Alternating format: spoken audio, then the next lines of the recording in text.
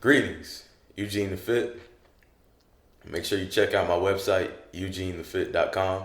That's where you can see all my daily tips. You can see the archives, get yourself a program, and then follow me at Eugene the Fit on all social media. Now let's get it.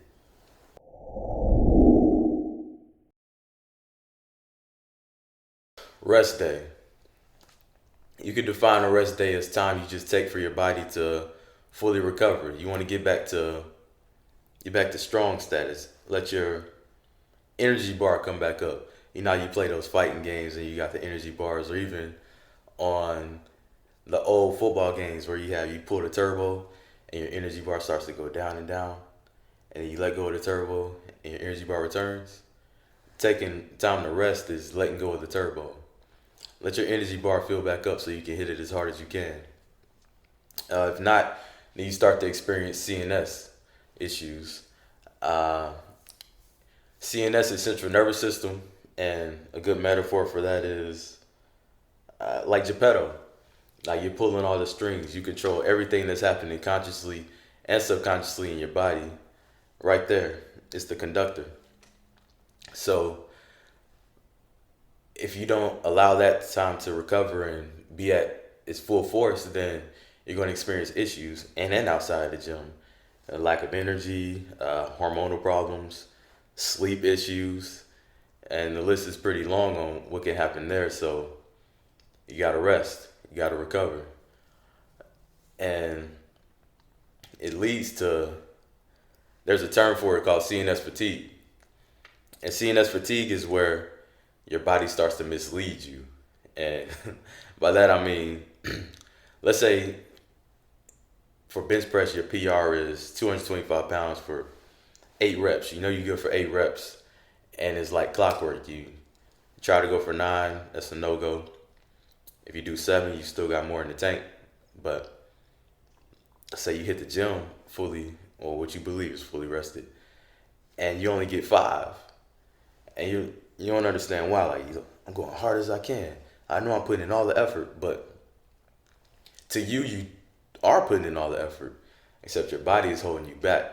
When you have CNS fatigue, your body adjusts automatically and says, all right, I'm only going to allow him to go 70%, but he's going to think it's 100%, or she. Um, so you want to avoid CNS fatigue because then it's misleading, and it'll prevent you from further gains because you didn't rest enough, and then you'll be forced to rest even longer, which prevents you from more gains. You gotta rest. It's also part of the muscle building cycle.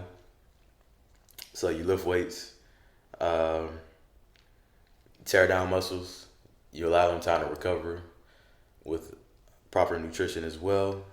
The muscle gets bigger, the muscle gets stronger, the muscle is better equipped to handle that stress once it's replicated. And if you interrupt that process, then you're not going to go as far as you could if you were to follow the process. Uh, Also, something to hit on is the frequency of rest. Now,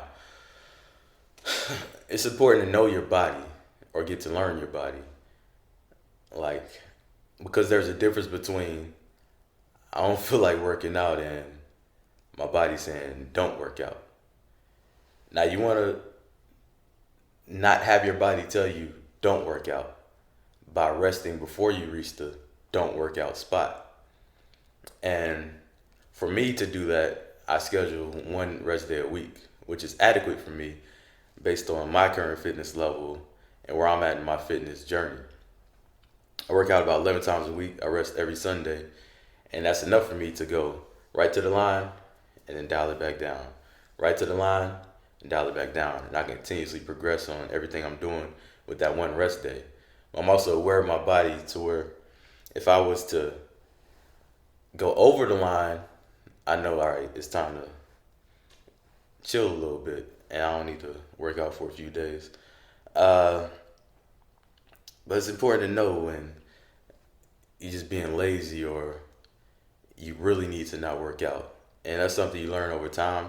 But to take the guesswork out of it is by scheduling your rest days, which can be anywhere from 1 to 6 days a week based on what your fitness level is at the moment. Uh, if you want specifics on what your rest days should be, then just hit me. I'll reply on social media or in the comments because it is a case by case situation. It can be anywhere from 1 to 6 days a week that you're resting. Like if you're just getting started, then you may only work out twice a week, which will give you 5 rest days.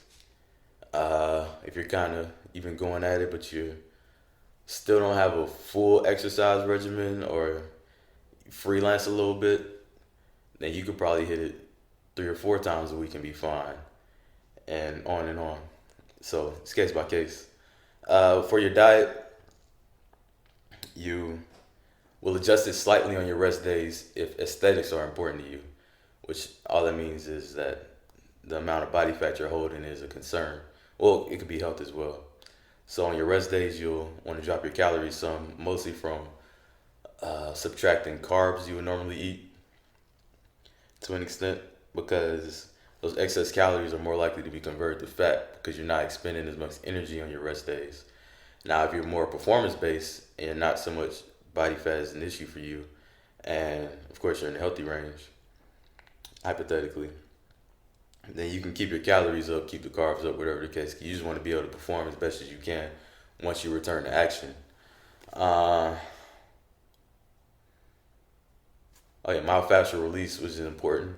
I like to hit it even throughout the week, but on rest days, you got the extra time. You can really get in a good stretch, get in some good stick rolling, some good foam rolling.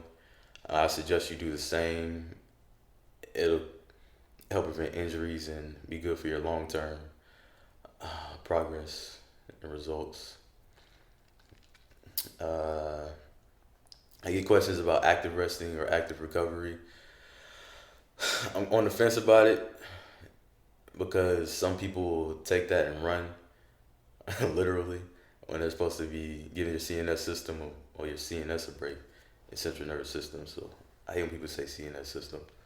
I'm a little particular with that. So your CNS, you want to give it a break. So if you overdo it on these rest days with your active recovery, then you're not giving yourself a break, which defeats the purpose. But if you want to go for a walk, you want to go play with your kids at the park, go rollerblading leisurely, you want to hang out at the pool, that's fine. Just don't try to break Olympic records.